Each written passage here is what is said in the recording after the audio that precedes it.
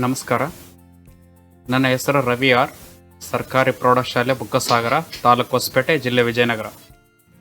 ಪ್ರೀತಿ ವಿದ್ಯಾರ್ಥಿಗಳೇ, ನಾವು FLN ಸಂಬಂಧಪಟ್ಟಂತೆ ಬರಹವನ್ನು ಯಾವ ರೀತಿಯಾಗಿ ನಾವು ಅಭಿವೃದ್ಧಿ ಪಡಿಸ್ಕೋಬೇಕು ಅನ್ನೋದ್ರ ಬಗ್ಗೆ ನೋಡೋಣ. ಜಿಲ್ಲಾ ಶಿಕ್ಷಣ ಮತ್ತು ತರಬೇತಿ ಕೇಂದ್ರ, ಬಳ್ಳಾರಿ. FLN ಬರಹ ಕನ್ನಡ ಆನ್ಲೈನ್ ಪಾಠಕ್ಕೆ ಸ್ವಾಗತ. ಪ್ರೀತಿ ವಿದ್ಯಾರ್ಥಿಗಳೇ, ಬರವಣಿಗೆ ಬಹಳ ಮುಖ್ಯ. ಓದು, ಬರಹ, ಗ್ರಹಿಕೆ, ಆಲಿಸುವುದು ಮತ್ತು ಮಾತನಾಡುವುದು ಇವೆಲ್ಲವೂ ಕೂಡ ನಮ್ಮ ಭಾಷಾ ವಿದ್ಯಾರ್ಥಿಗಳಿಗೆ ಬಹಳಷ್ಟು ಪ್ರಮುಖವಾಗಿ ಬೇಕೇ ಬೇಕು. ಅದಕ್ಕೆ ಒಂದು ಕಡೆ ಹೇಳ್ತಾರೆ ಮಹನೀಯರು, ಕೆಟ್ಟ ಅಕ್ಷರದ ಬರವಣಿಗೆ ಅಪಕ್ವ ಮತ್ತು ಅಪೂರ್ಣ ಶಿಕ್ಷಣದ ಚಿಹ್ನೆ ಅಂತ ಹೇಳ್ತಾರೆ. ಅಂದವಾದ ಅಕ್ಷರ, ಒಳ್ಳೆಯ ಬರವಣಿಗೆ ಶಿಕ್ಷಣದ ಅವಶ್ಯಕ ಅಂಶವಾಗಿದೆ ಅಂತ ಹೇಳಿ ಮಹಾತ್ಮ ಗಾಂಧೀಜಿಯವರು ಹೇಳ್ಕೊತಾರೆ. ಅಂದರೆ ಅಕ್ಷರ ಬರವಣಿಗೆ ಬಹಳ ಮುಖ್ಯ. ಆ ಅಕ್ಷರ ಬರವಣಿಗೆ ಬಹಳ ದುಂಡಾಗಿ, ಸ್ಫುಟವಾಗಿ, ಓದುಗರಿಗೆ ಗಮನವನ್ನು ಸೆಳೆಯುವಂತಹ ರೀತಿಯಲ್ಲಿರಬೇಕು ಅನ್ನುವಂಥದ್ದು ನೋಡುತ್ತೆ ಈ ಒಂದು ಸಾಲಿನಲ್ಲಿ. ಜೊತೆಗೆ ಯಾರು ಅಕ್ಷರಗಳನ್ನು ಬಹಳ ಅಚ್ಚುಕಟ್ಟಾಗಿ ಚೆನ್ನಾಗಿ ಬರೀತಾರೋ ಅವರ ವ್ಯಕ್ತಿತ್ವವನ್ನು ಕೂಡ ಸೂಚಿಸುತ್ತೆ ಅನ್ನುವಂಥದ್ದನ್ನು ನಾವಿಲ್ಲಿ ನೋಡ್ತಾ ಹೋಗ್ತೀವಿ.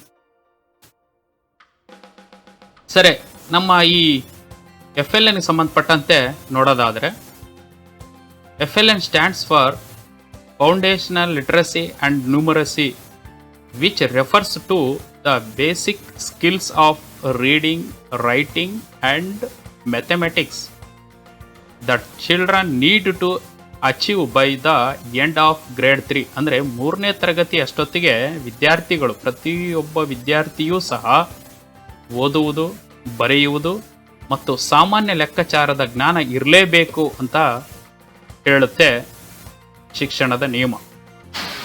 ಮೂಲ ಸಾಕ್ಷರತೆ ಮತ್ತು ಸಂಖ್ಯಾಶಾಸ್ತ್ರ ಅನ್ನುವಂಥದ್ದು ಮಕ್ಕಳು ತಮ್ಮ ಬಾಲ್ಯದಲ್ಲಿ ಕಲಿಯಬೇಕಾದ ಓದುವಿಕೆ, ಬರಹ ಮತ್ತು ಮೂಲ ಲೆಕ್ಕಾಚಾರದ ಕೌಶಲಗಳನ್ನು ಪ್ರತಿಯೊಬ್ಬ ವಿದ್ಯಾರ್ಥಿಯೂ ಕೂಡ ತಿಳಿದಿರಬೇಕು ಅನ್ನುವಂಥದ್ದನ್ನು ನಾವಿಲ್ಲಿ ನೋಡ್ತೇವೆ. ಹಾಗಾದರೆ ವಿದ್ಯಾರ್ಥಿಗಳೇ, ನಾವು ಮೊದಲನೇದಾಗಿ ಈ ಒಂದು ಅಕ್ಷರ ಬರವಣಿಗೆ ಸಂಬಂಧಪಟ್ಟಂತೆ, ಅಂದರೆ ಕನ್ನಡದ ಮೂಲಾಕ್ಷರಗಳನ್ನು ಬರೆಯೋದಕ್ಕಿಂತ ಮುಂಚೆ ನಾವು ಈ ಪ್ರತಿ ಸಾಲಿನಲ್ಲಿ ದುಂಡಾಗಿ ಈ ವೃತ್ತವನ್ನು ಹಾಕುವುದನ್ನು ನಾವು ಕಲಿಯೋಣ. ನೀವು ಕೂಡ ಈ ಥರ ವೃತ್ತ ಹಾಕೋದನ್ನು ಅಭ್ಯಾಸ ಮಾಡಿ. ಇದನ್ನು ನಾವು ಪೂರ್ಣಚಂದ್ರ ಅಂತ ಹೇಳ್ತೀವಿ. ಪೂರ್ಣಚಂದ್ರ ಹಾಕೋದನ್ನು ಕಲಿಬೇಕು. ಪ್ರತಿಯೊಬ್ಬರಿಗೂ ಕೂಡ ಈ ಪೂರ್ಣಚಂದ್ರ ಹಾಕೋದು ಭಾಳ ಕಷ್ಟ ಏನೂ ಆಗೋದಿಲ್ಲ. ಇದನ್ನೇ ಹಂತ ಹಂತವಾಗಿ ನಾವು ದುಂಡಾಗಿ ಹಾಕೋದನ್ನು ಪ್ರಯತ್ನ ಮಾಡಬೇಕಾಗುತ್ತೆ. ಅದಾದಮೇಲೆ ಎಡಭಾಗದ ಅರ್ಧಚಂದ್ರ, ಎಡಭಾಗದ ಅರ್ಧಚಂದ್ರವನ್ನು ನಾವು ಅಭ್ಯಾಸ ಮಾಡಬೇಕು. ಎಡಭಾಗದ ಅರ್ಧಚಂದ್ರ ಅಂತಂದರೆ ಈ ಕಡೆಯಿಂದ ಪ್ರಾರಂಭ ಮಾಡಿ ಹೀಗೆ ಹಾಕಬೇಕು. ಹೌದು, ಬಹಳ ಸುಲಭ ಈ ರೀತಿಯ ಅರ್ಧಚಂದ್ರವನ್ನು ಹಾಕೋದು ಎಡಭಾಗದ. ಇದನ್ನು ಒಂದು ದಿನ ಅಥವಾ ಒಂದು ಪುಟದಲ್ಲಿ ಅಭ್ಯಾಸ ಮಾಡಿದ ನಂತರ, ಒಂದು ಪುಟದಲ್ಲಿ ಇದನ್ನು ಅಭ್ಯಾಸ ಮಾಡಿ ನಂತರ 3ನೇ ಪುಟಕ್ಕೆ, ಮೊದಲನೇ ಪುಟಕ್ಕೆ ಪೂರ್ಣಚಂದ್ರ, 2ನೇ ಪುಟದಲ್ಲಿ ಎಡಭಾಗದ ಅರ್ಧಚಂದ್ರ, ನಂತರ 3ನೇ ಪುಟದಲ್ಲಿ ಬಲಭಾಗದ ಅರ್ಧಚಂದ್ರವನ್ನು ಅಭ್ಯಾಸ ಮಾಡಿ. ಹೌದು, ಇದು ಕೂಡ ಬಹಳ ಸುಲಭ. ಅರ್ಧಚಂದ್ರವನ್ನು ಹಾಕೋದು, ಇದು ಪೂರ್ಣ ವೃತ್ತ, ಇದು ಅರ್ಧ ವೃತ್ತ. ನಂತರ ಮೇಲ್ಭಾಗದ ಅರ್ಧಚಂದ್ರ, ಅಂದರೆ ಈ ಕಡೆಯಿಂದ ಈ ಕಡೆ ಬರಬೇಕು. ಅಂದರೆ ನಿಮ್ಮ ಬರುವಿಕೆಯ ಎಡಭಾಗದಿಂದ ಬಲಗಡೆ ಭಾಗಕ್ಕೆ ಬರಬೇಕು. ಈ ಥರ. ಹೌದು, ಬಹಳ ಸುಲಭ. ಅದಾದ ನಂತರ ಕೆಳಭಾಗದ ಅರ್ಧಚಂದ್ರ, ಇದನ್ನು ಕೂಡ ನಂತರದ ಪುಟದಲ್ಲಿ ಏನು ಮಾಡಬೇಕು ಅಂತಂದರೆ, ಮೇಲಿನಿಂದ ಎಡಭಾಗದ ಮೇಲ್ತುದಿಯಿಂದ ಈ ಕಡೆ ಬಲಭಾಗದ ಕಡೆ ಮೇಲೆ ಹೋಗ್ಬೇಕು. ಈ ಥರ. ಇದನ್ನು ಯು ಅಂತ ಕೂಡ ಕರಿತೀವಿ. ಇಂಗ್ಲೀಷಲ್ಲಿ ಯು ಆಕಾರದಲ್ಲಿ ಕೂಡ ಇದನ್ನು ನಾವು ನೋಡ್ತೀವಿ. ಹೀಗೆ ಎಡಭಾಗದ ಮೇಲ್ತುದಿಯಿಂದ ಈ ಥರ ನಿಧಾನವಾಗಿ ಹೀಗೆ ಹಾಕ್ಬೇಕು. ಈಗ ಇದು ಒಂದು ಪುಟದಲ್ಲೇ ಅಭ್ಯಾಸ ಮಾಡ್ಬೇಕು. ಆನಂತರ ಅಡ್ಡಗೆರೆ ಹಾಕೋದು, ಅಡ್ಡಗೆರೆಯನ್ನು ಹಾಕೋದು ಈ ಥರ ಇದೊಂದು ಪುಟದಲ್ಲಿ ಹಾಕಬೇಕು. ಇದನ್ನು ನಂತರದಲ್ಲಿ ಒಂದೇ ಸಾಲಿನಲ್ಲಿ 3 ಗೆರೆಗಳನ್ನು ಹಾಕೋದು, 3 ಗೆರೆಗಳನ್ನು ಹಾಕೋದು. ನಂತರ ನೆಕ್ಸ್ಟ್ ಪುಟದಲ್ಲಿ ಈ ರೀತಿ ಅಂಕುಡೊಂಕಾದ ಸಾಲನ್ನ ಬರೆಯೋದು, ಒಂದು ಪುಟದಲ್ಲಿ ಪೂರ್ಣವಾಗಿ ಬರೆಯೋದು. ನಂತರ ಮೂರನೇದಾಗಿ ಇಲ್ಲಿ ನೋಡ್ರಿ, ಈ ತರದ ಚಿಹ್ನೆಯನ್ನ ಬರೀಬೇಕು. ಹೀಗೆ ಹೀಗೆ ಹೀಗೆ, ಹೌದು ಹೀಗೇನೆ. ಈಗ ನಾವು ಅರ್ಧಚಂದ್ರ ಈಗಾಗಲೇ ಹಿಂದೆ ಕಲ್ತಿದ್ವಲ್ಲ, ಅದನ್ನೇ ಇಲ್ಲಿ ಪಕ್ಕಕ್ಕೆ ನೀಟಾಗಿ ದುಂಡಾಗಿ ಬರೋ ತರ ಹಾಕ್ಬೇಕು. ಇದು ಕೂಡ ಹಾಗೇನೆ ಅರ್ಧ ಚಂದ್ರ. ನಂತರ ಮೇಲ್ಭಾಗದ ಅರ್ಧ ಚಂದ್ರ, ಮೇಲ್ಭಾಗದ ಅರ್ಧ ಚಂದ್ರ, ಕೆಳಭಾಗದ ಅರ್ಧ ಚಂದ್ರ. ಇದನ್ನ ನೀಟಾಗಿ ದುಂಡಾಗಿ ಹಾಕಿದ ನಂತರ ಈ ವೃತ್ತವನ್ನು ಕೂಡ ನಾವು ಅಭ್ಯಾಸ ಮಾಡಬೇಕು. ಹೀಗೆ, ಹೌದು. ಅದಾದ ನಂತರ ನಾವು ಕನ್ನಡ ವರ್ಣಮಾಲೆಯಲ್ಲಿ ಬಹಳ ಸುಲಭವಾಗಿ ಬರೆಯೋದಕ್ಕೆ ಅನುಕೂಲವಾಗ್ತಕ್ಕಂಥ ಅಕ್ಷರಗಳನ್ನು ನೋಡೋಣ. ಇಲ್ಲಿದೆ ನೋಡ್ರಿ, ಇದು ಉ ಹ್ರಸ್ವ ಸ್ವರ ಇದೆ, ಊ ದೀರ್ಘ ಸ್ವರ ಇದೆ, ಎ ಓ ಸುಲಭ ಇದು ಬರೆಯೋದಕ್ಕೆ.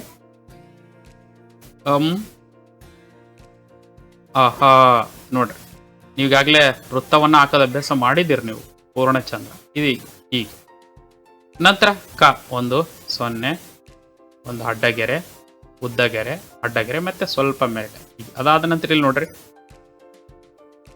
ಮೇಲ್ಭಾಗದ ಅರ್ಧ ಚಂದ್ರ ಈಗಾಗಲೇ ಅಭ್ಯಾಸ ಮಾಡಿರಲ್ಲ, ಅದೇ ಇದನ್ನ ನಾವು ಗ ಅಂತ ಹೇಳಿ ಗುರುತಿಸ್ತೀವಿ. ಅಲ್ಪ ಪ್ರಾಣ, ಇದು ಅಲ್ಪ ಪ್ರಾಣಾಕ್ಷರ ಗ. ಅನಂತರ ಒಂದು ಗೆರೆ, ಮೇಲೆ ಒಂದು ಸ್ವಲ್ಪ, ಹಾಗೇನೆ ಒಂದು ವೃತ್ತ, ಮಧ್ಯದಲ್ಲಿ ಒಂದು ಚುಕ್ಕಿ, ನಂತರ ಒಂದು ಗೆರೆ ಮೇಲ್ಭಾಗ. ಇದು ಕೂಡ ಅಷ್ಟೇ ಬ. ಇದು ಸುಲಭವಾಗಿ ನಾವು ಬರಿಬೋದು. ಓ ಥರನೇ ಬರುತ್ತೆ, ಆದರೆ ಸ್ವಲ್ಪ ಮೇಲ್ಗಡೆ ಹೋಗುತ್ತೆ ಅಷ್ಟೆ. ಅದಾದ ನಂತರ ಒಂದು ವೃತ್ತ, ನಂತರ ಒಂದು ಅರ್ಧ ವೃತ್ತವನ್ನು ಕೊಡೋದು, ನಂತರ ಒಂದು ಕೊಂಬು ಅಂತೇಳಿ ಬರುತ್ತೆ, ಇದನ್ನು ಕೊಡೋದು. ಹಾಗೇನೆ ಒಂದು ವೃತ್ತ, ಒಂದು ಗೆರೆ ಮೇಲೆ. ಇದು ಯ, ಇದು ರ, ಆಮೇಲೆ ಲ. ಇದು ಅರ್ಧ ಚಂದ್ರದ ಒಂದು ಆಕಾರವನ್ನು ಒಂದು ಹೋಲುತ್ತೆ. ಅದಾದ ನಂತರ ಸ. ಅದಾದ ನಂತರ 2 0 ಹಾಕಿ ಕೂಡ ಹವನ್ನು ಬರೀಬಹುದು, ಏನು ತೊಂದರೆ ಇಲ್ಲ, ಗೆರೆ ಹಾಕಿ ಮೇಲೆ. ಹೀಗೆ ನಾವು ಇದನ್ನ ಬಹಳ ಸುಲಭವಾಗಿ ಕಲಿತ ನಂತರ ಪೂರ್ಣ ವರ್ಣಮಾಲೆಗಳನ್ನ ನೋಡೋಣ. ಅ ಇ ಈ ಉ ಊ ರು ಎ ಏ ಐ ಓ ಓ ಔ ಅಂ ಅಹ. ಹೀಗೇನೆ ಕ ಖ ಗ ಘ ಞ ಚ ಛ ಜ ಝ ಞ ಟ ಠ ಡ ಢ ನ ಪ ಫ ಬ ಭ ಮ ಯ ರ ಲ ವ ಶ ಶ ಸ ಅ ಳ. ಹೀಗೆ ಈ ಅಕ್ಷರಗಳನ್ನ ಮತ್ತೆ ಮತ್ತೆ ಬರೆದು ನೀವು ಚೆನ್ನಾಗಿ ಅಭ್ಯಾಸ ಮಾಡಬೇಕು. ಅದಾದ ನಂತರ ಒತ್ತಕ್ಷರಗಳು ಬರ್ತವೆ. ಕಾಕ್ಕೆ ಕಾವತ್ತು. ಒತ್ತಕ್ಷರ ಏನು ಬಹಳ ಕಷ್ಟ ಅಲ್ಲ. ಖ ಈಗಾಗಲೇ ಅಲ್ಪ ಪ್ರಾಣ ಏನು ಅಭ್ಯಾಸ ಮಾಡಿರ್ತೀವಲ್ವಾ, ಅದರದೇ ಇನ್ನ ಒಂದು ಅಕ್ಷರ ಚಿಕ್ಕದಾಗಿ ಬರೆಯೋದು, ಮೇಲೆ ಗೆರೆಯನ್ನ ಬಿಡೋದು ಅಷ್ಟೇ. ಅದಾದ ನಂತರ ಮಹಾಪ್ರಾಣ ಖ ಖ ಕ ಘ ಞ. ಈ ತರ ಎಲ್ಲಕ್ಕೂ ಒತ್ತಕ್ಷರಗಳಿದಾವೆ. ಇಲ್ಲಿ ರಾಕ್ ರಾವತ್ ಮಾತ್ರ ಬೇರೆ ತರ ಬರುತ್ತೆ, ಮತ್ತೆ ಅರ್ಕಾವಳಿಯಲ್ಲಿ ಕೂಡ ನಾವು ಬರಿತೀವಿ. ಹೀಗೆ ಈ ಒತ್ತಕ್ಷರಗಳನ್ನ ಅಭ್ಯಾಸ ಮಾಡಬೇಕು. ನಂತರ ಕಾಕ ಬಳ್ಳಿಯಲ್ಲಿ ಬರ್ತಕ್ಕಂಥದ್ದು ಕ ತಲಕಟ್ಟು, ಕ ತಲಕಟ್ಟಿನ ದೀರ್ಘ, ಕ ಪ್ಲಸ್ ಇ ಸೇರಿ ಕಿ ಆಗುತ್ತೆ ಗುಡಿಸಿ, ಗುಡಿಸಿನ ದೀರ್ಘ, ಕೊಂಬು, ಕೊಂಬಿನ ದೀರ್ಘ, ಕೃ ಒಟ್ರ ಸುಳಿ. ಅದಾದ ನಂತರ ಏತ್ವ, ಏತ್ವನ ದೀರ್ಘ, ಐತ್ವ, ಓತ್ವ, ಓತ್ವನ ದೀರ್ಘ, ಔತ್ವ 0. ಅದಾದ ನಂತರ 2 0 ವಿಸರ್ಗ, ಅನುಸ್ವರ ವಿಸರ್ಗ ಸೇರುತ್ತೆ. ಹೀಗೆ ಕಾಕಬಳ್ಳಿಯನ್ನ ಬರಿಬೇಕಾಗುತ್ತೆ ನೀವು. ಕ ಅನ್ನುವಂಥದ್ದು ಕ ಕ, ಕಿ ಕೀ, ಕು ಕೂ, ಕೃ ಕೆ ಕೇ, ಕೈ ಕು ಕೋ, ಕೌ ಕಂ ಕಹ. ಹೀಗೆ ನೀವು ಕಾಕಬಳ್ಳಿ ಕ ಇಂದ ಳವರೆಗೂ ಅಭ್ಯಾಸ ಮಾಡಿದ ನಂತರ ಬಹಳ ಸರಳವಾಗಿರತಕ್ಕಂತಹ 2 ಅಕ್ಷರದ ಪದಗಳನ್ನ ನೀವು ಕಲಿಬಹುದು. ಕಣ, ಕದ, ಕಸ, ಗರ, ಗಳ, ತಳ, ನರ, ಬಲ, ನಯ, ಮರ, ರಸ, ನಳ, ಯಶ. ಈ ರೀತಿ ಸರಳ ಪದಗಳನ್ನ ನೀವು ಕೂಡ ಪಟ್ಟಿ ಮಾಡಿ ಬರಿಬಹುದು. 2 ಅಕ್ಷರದ ಪದಗಳು ಇನ್ನೂ ಕೂಡ ನಿಮಗೆ ಬೇರೆ ಬೇರೆ ಪಠ್ಯಗಳಲ್ಲಿ ಕಾಣ್ತವೆ, ಅವುಗಳನ್ನು ಬಳಸ್ಕೋಬಹುದು ಅಂತ ಹೇಳ್ತಾ, ಮತ್ತೆ ಈ ಕಾಕಬಳ್ಳಿಯನ್ನು ಕೂಡ ಒಳ್ಳವರೆಗೆ ಅಭ್ಯಾಸ ಮಾಡಿ ಅಂತ ಹೇಳ್ತಾ, ಇಲ್ಲಿವರೆಗೆ ಏನು ಈ ಒಂದು ಆನ್ಲೈನ್ ತರಗತಿಯನ್ನು ಕೇಳಿದ್ರಿ, ತಮಗೆಲ್ಲ ಧನ್ಯವಾದಗಳು.